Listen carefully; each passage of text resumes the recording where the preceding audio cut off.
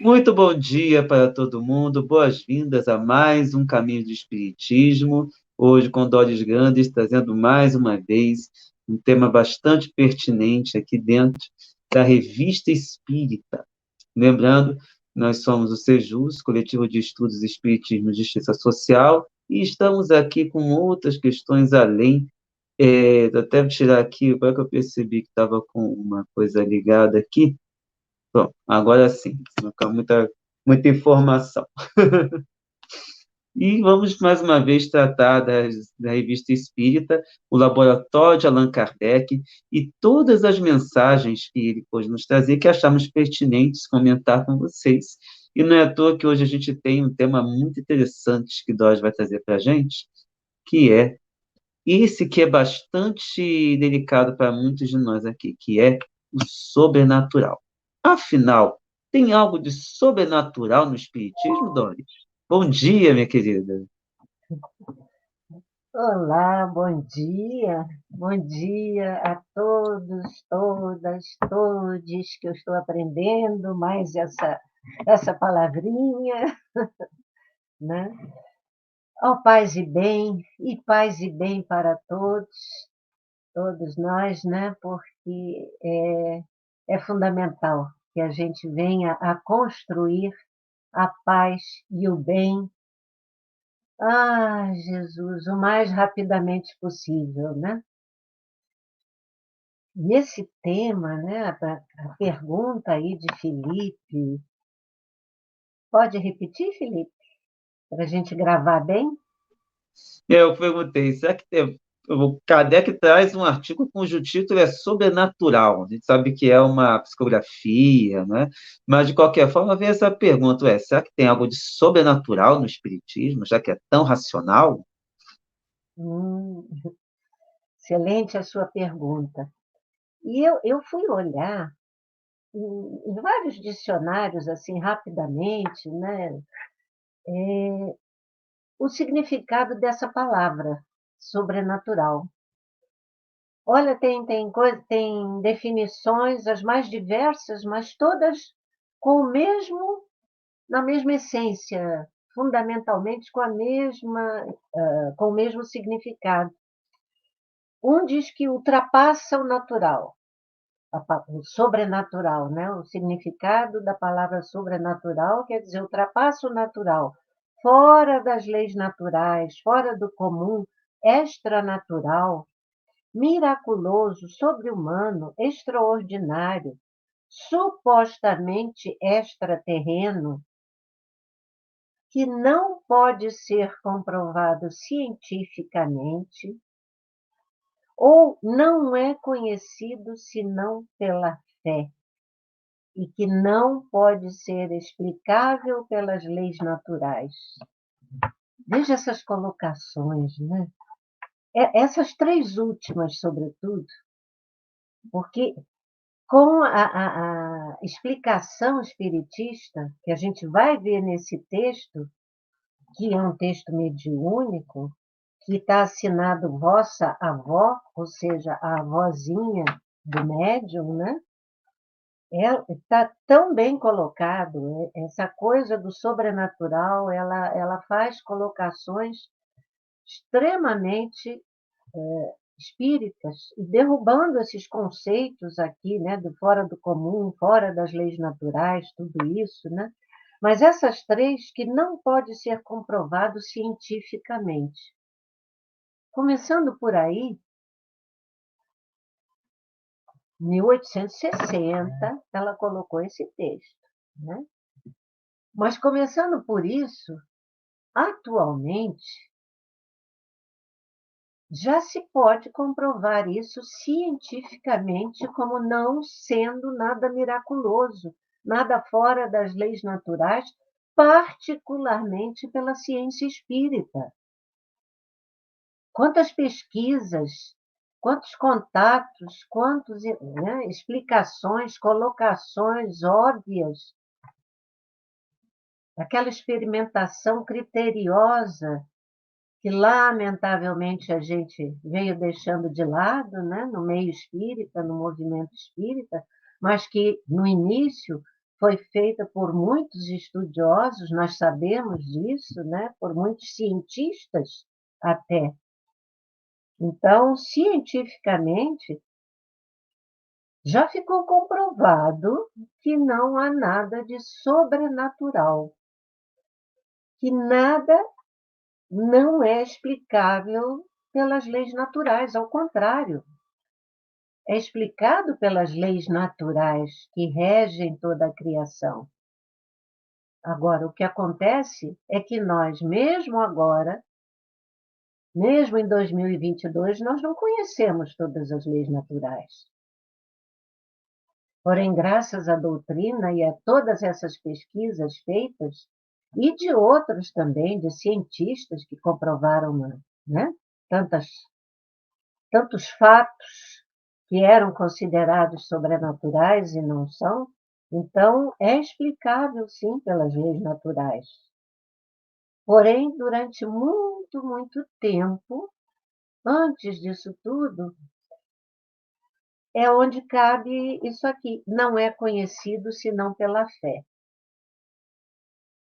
Aquilo tudo que não era conhecido, tudo aquilo que estava nos mistérios de Deus, entre aspas, aceitava-se pela fé cega.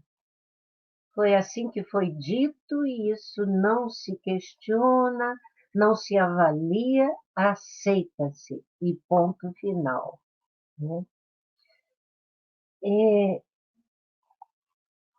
depois de vermos, né, tantas colocações a respeito do que seja o sobrenatural, a gente vai ver aqui no texto dessa senhora avó como ela coloca com explicações tão óbvias, né, que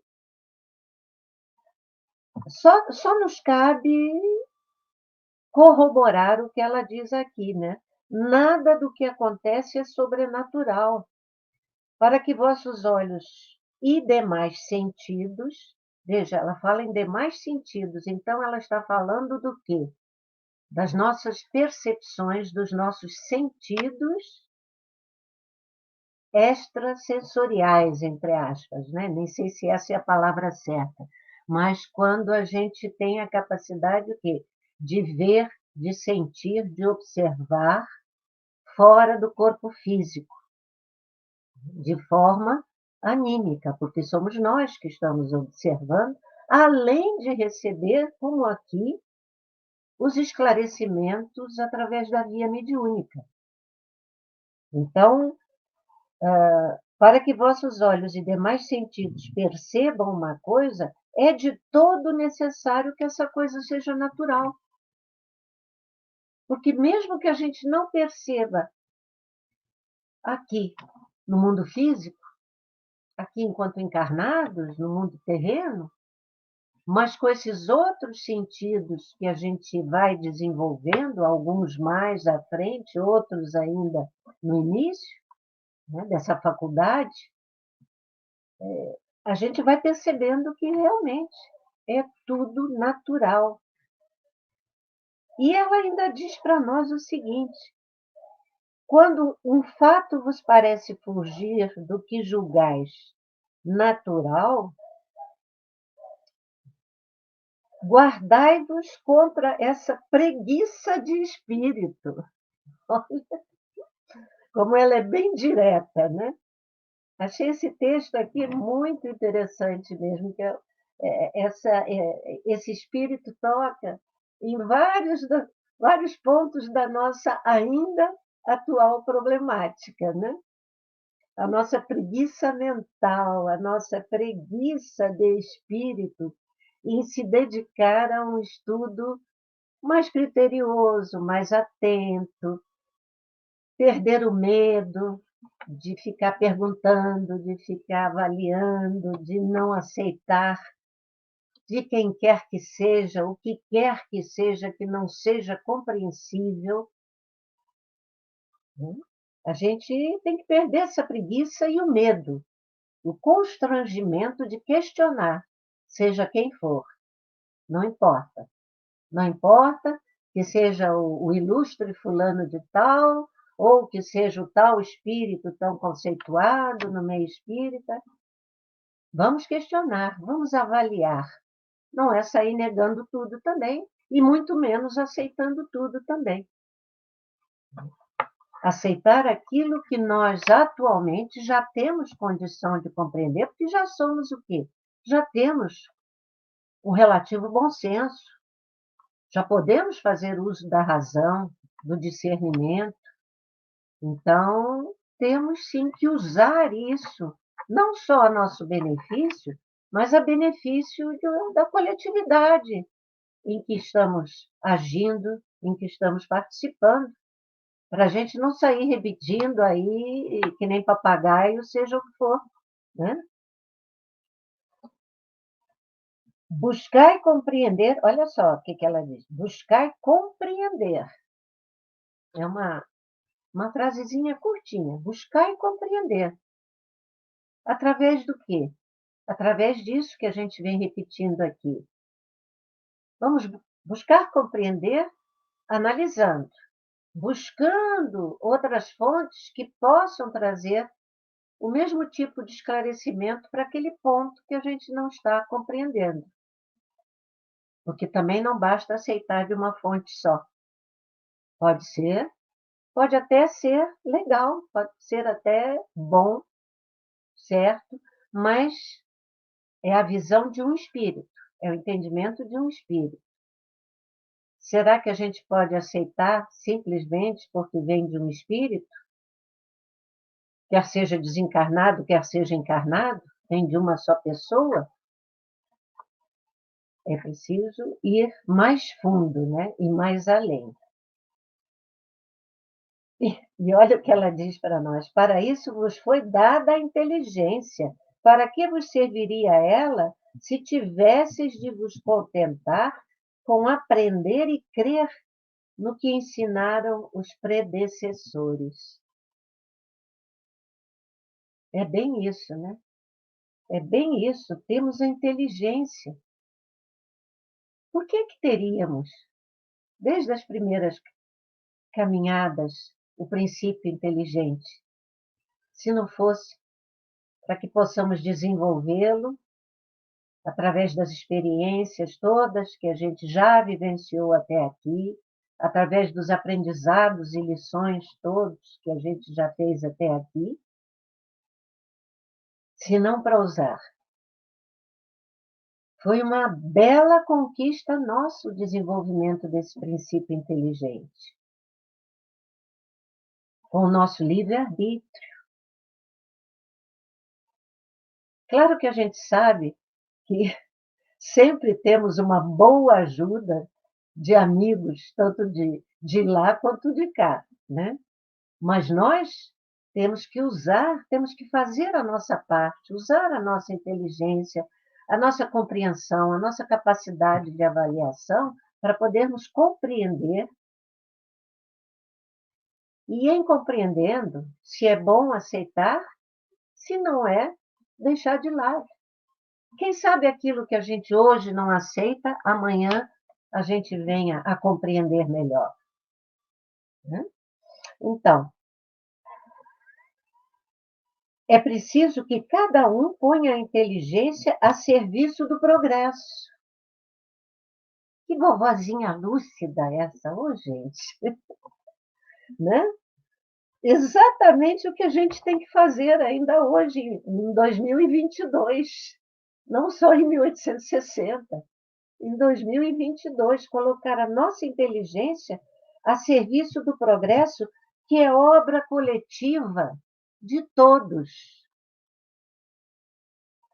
Uma obra coletiva de todos, ou seja, de cada um dentro da coletividade. A inteligência a serviço do progresso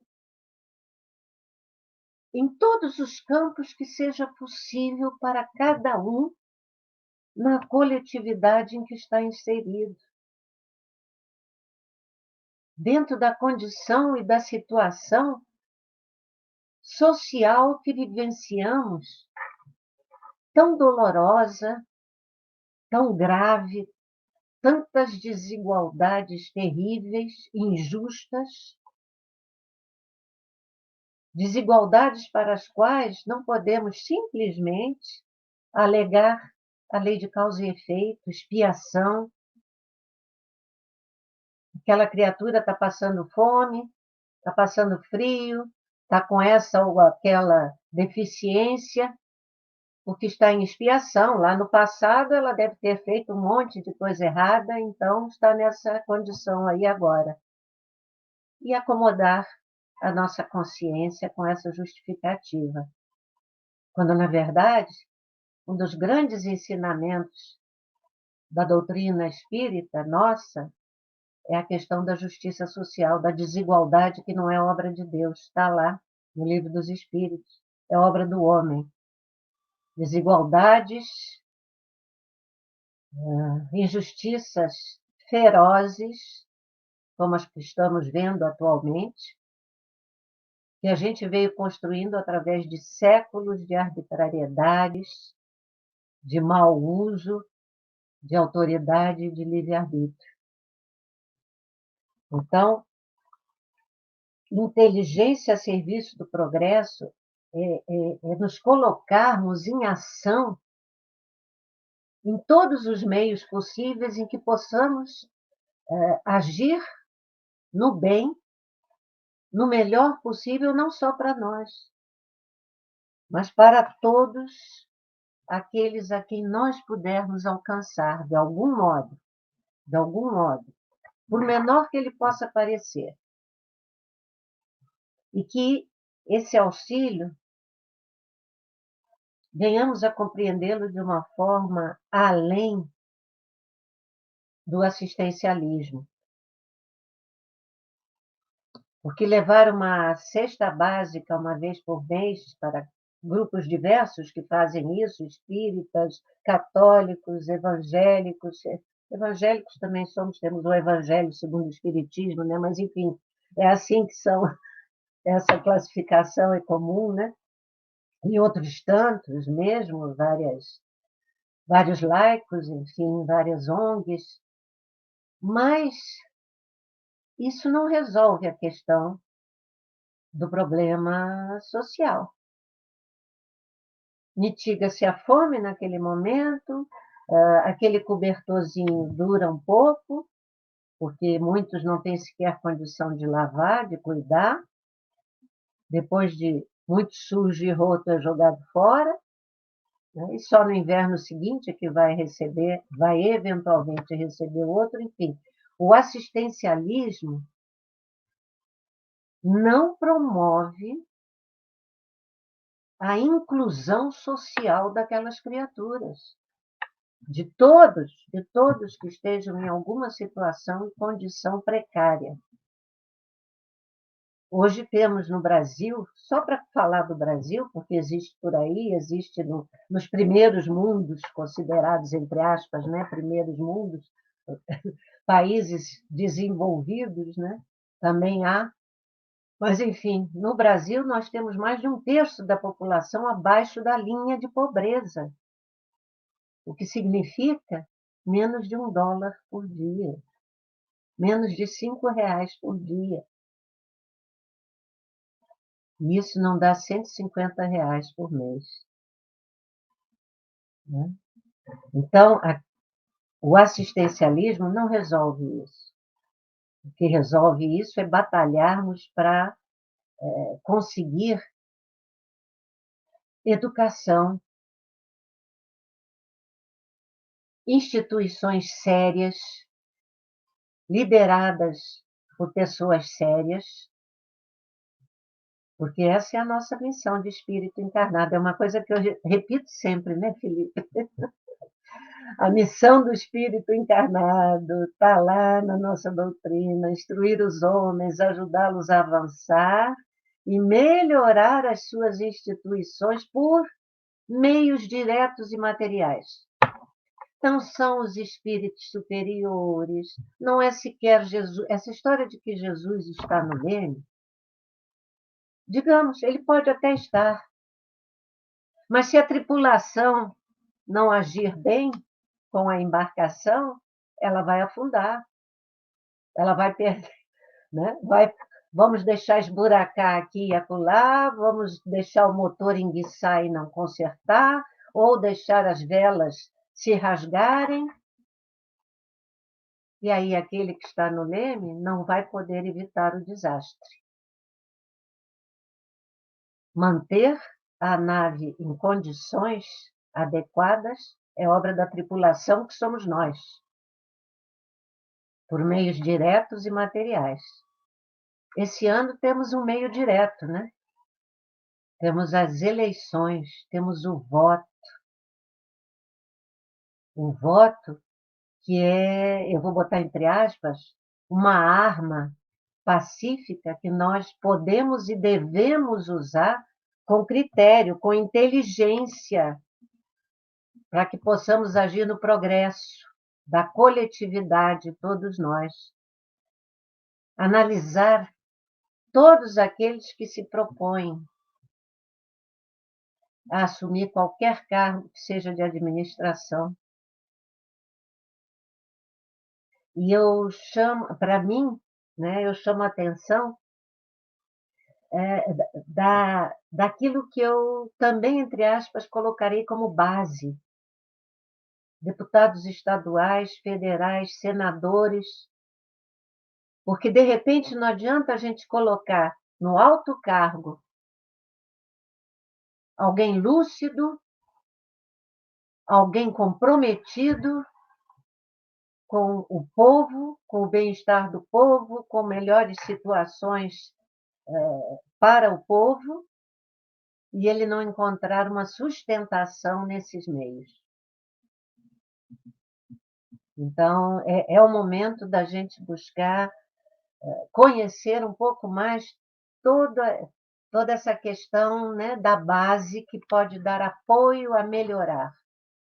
Afinal, ali está o legislativo, nessa base, entre aspas, está o quê? O legislativo, estão o legislativo e o judiciário, que podem atrapalhar muito ou ajudar muito. Já que sois dotados de pensamento, pensai. Está aqui no texto, não sou eu que estou falando. Eu estou lendo agora, né? Já que sois dotados de pensamento, pensai. Já que tendes razão, examinai e julgai. É-nos repetido a todo momento, né? Não julgueis para não serdes julgados. Sereis medido pela mesma medida que empregares aos outros. Sim. Qual é a medida que nós estamos empregando?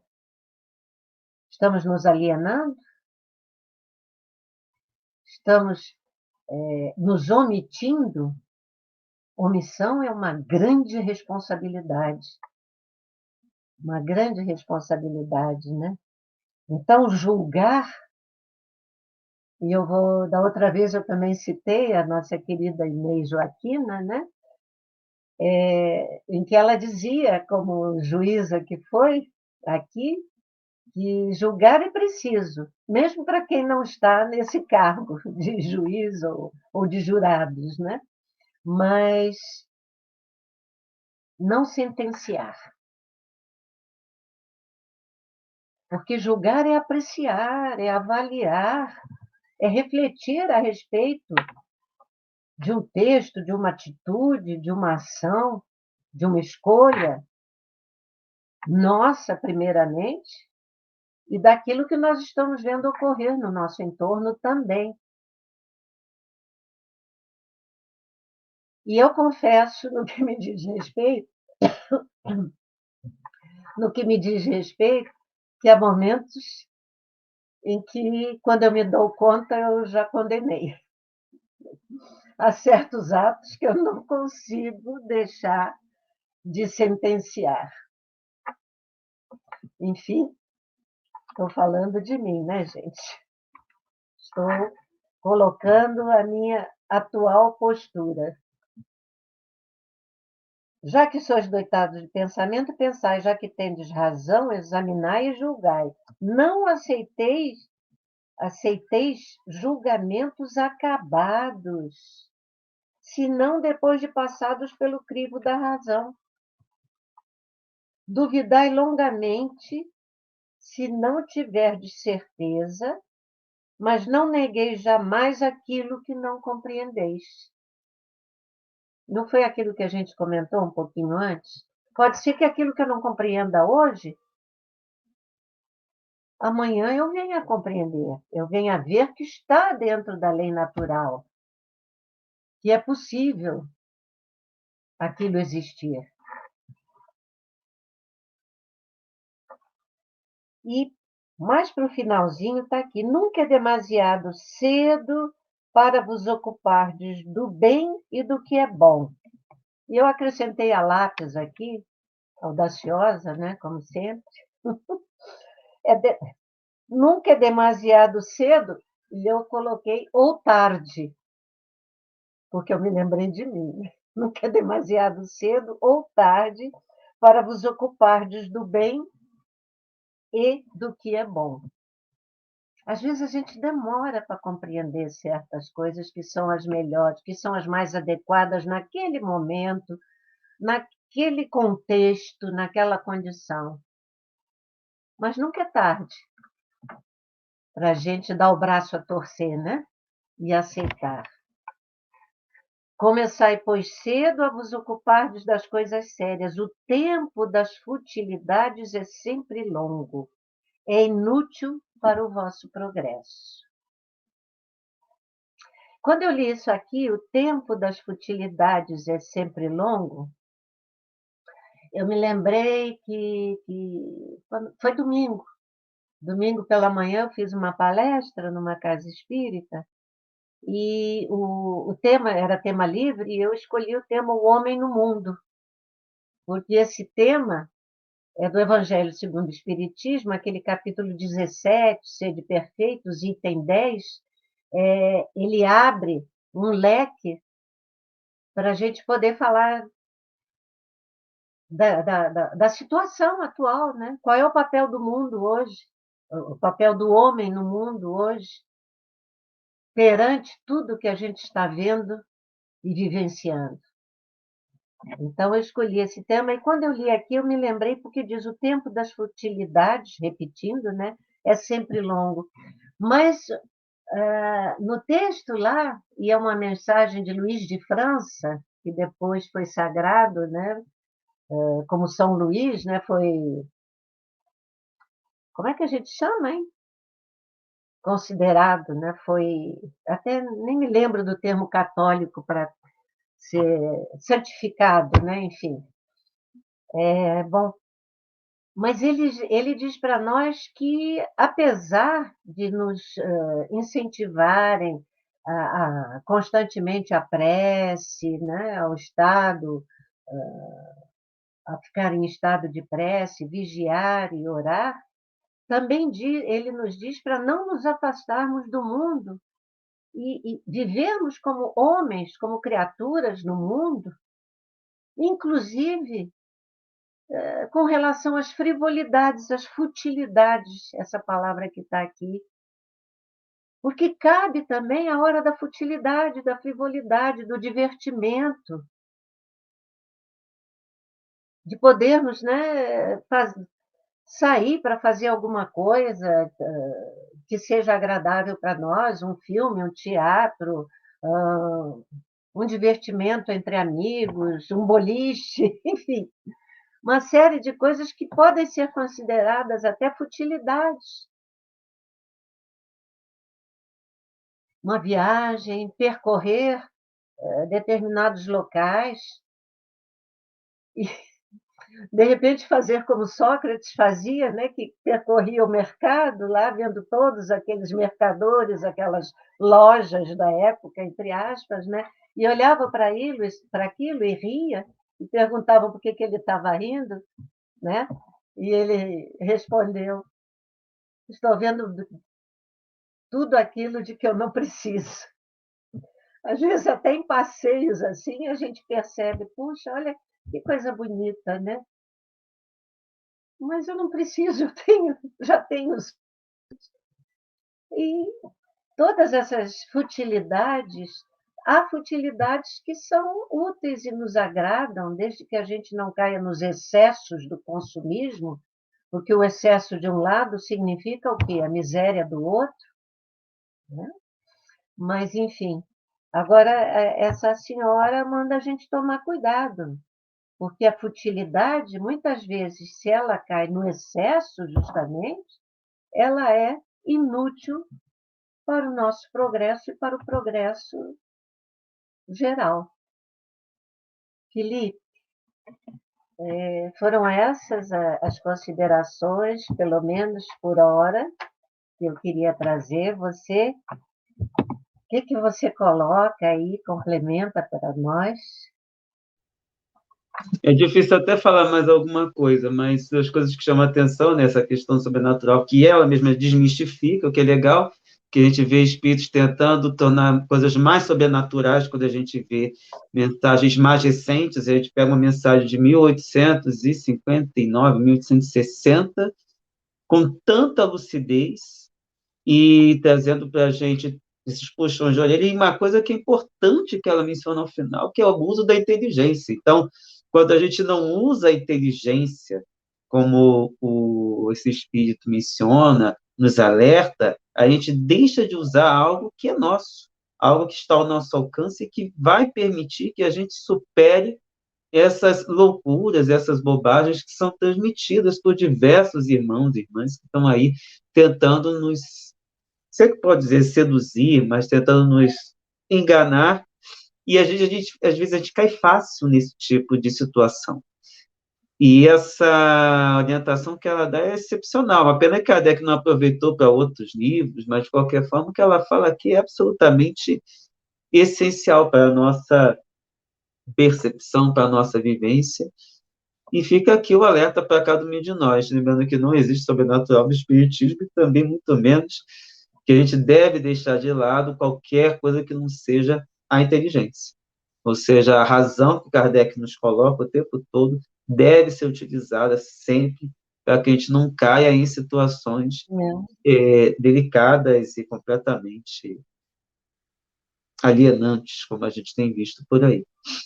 E hoje a gente tem visto, né, que eu vou falar do meio espírita, que é aquele que eu conheço um pouco, né? Como há essa coisa de querer espalhar determinadas concepções, né, determinados conceitos absolutamente pessoais, como sendo coisas sérias, coisas que devem ser aceitas. E quando você se manifesta contra ou tenta mostrar que aquilo não tem lógica, que está mesmo muitas vezes absolutamente contra os princípios espiritistas, os princípios da razão, do bom senso, da lógica, não só né, dos princípios espiritistas, mas contra tudo isso, a gente acaba meio que lançado no ostracismo, né? Particularmente quando na questão social,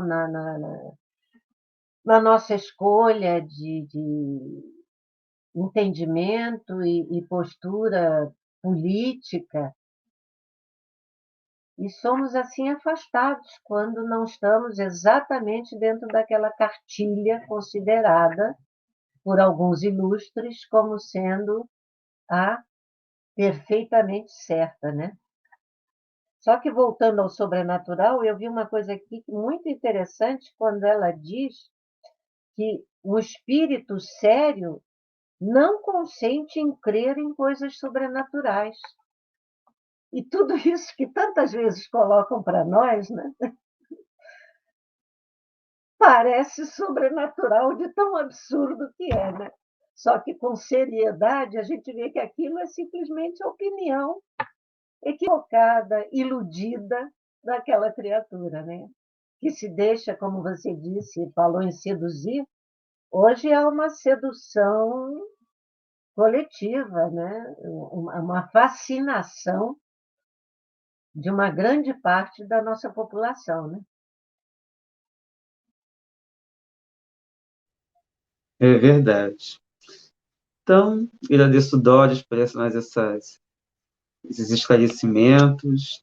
Lembrando que nós estamos sempre no caminho do Espiritismo, trazendo as obras de Kardec, agora pegando a Revista Espírita, e a gente sempre tem aqui a oportunidade de lembrar todo mundo de todas as nossas questões. A gente também tem as nossas lives de terça-feira, falando do livro atualmente Espiritismo, Sociedade e Política, com temas bastante pertinentes e com Muito, bastante muito. questões envolvidas para a nossa reflexão. E também temos, um pouco mais cedo, a Carla Pavão trazendo reflexões de espiritualidade plural, sempre com questões aí bastante importantes para a nossa convivência. Não podemos esquecer a Dora Conte, que todo sábado também fala de espiritismo, às 7 da manhã, e quinzenalmente ela tem também o Diálogo e Crítica, eu esqueci o nome, aqui embaixo vocês vão ter aí. Lembrando também que sempre que vocês puderem colaborar financeiramente com o canal Paz e Bem, com a assinatura solidária, para a manutenção do nosso canal e ampliação das possibilidades também. Bom, não posso esquecer do Espiritualidade e Diversidade, acho que é a primeira vez que eu estou falando aqui, toda terça-feira, a partir de 6h30, trazendo questões envolvendo questões LGBTQI+, como também a questão do povo preto e de quem mais a gente considerar dentro desse centro da diversidade humana. Mas, Dós, deixe suas considerações finais para a gente poder encerrar. Eu quero só, como sempre, agradecer muito a oportunidade de estar aqui nesse canal. Eu estou lendo ali a frase, né, a indicação, o título do canal Paz e Bem, que tanto contribui, além de todos os outros que você citou, mas esse Paz e Bem me é muito querido porque ele traz N visões de várias áreas, né, de vários conceitos, de vários princípios, de vários pensamentos, filosofias diversas, né? Muito obrigado por poder participar aqui com vocês. Um grande, grande, grande abraço em todos, e todas e todes. Nós que agradecemos, Doris. Forte abraço para você, um forte abraço para todo mundo que pôde acompanhar o nosso programa. Um beijo enorme no coração de cada um de vocês. E até a próxima, pessoal. Tchau, tchau. Tchau.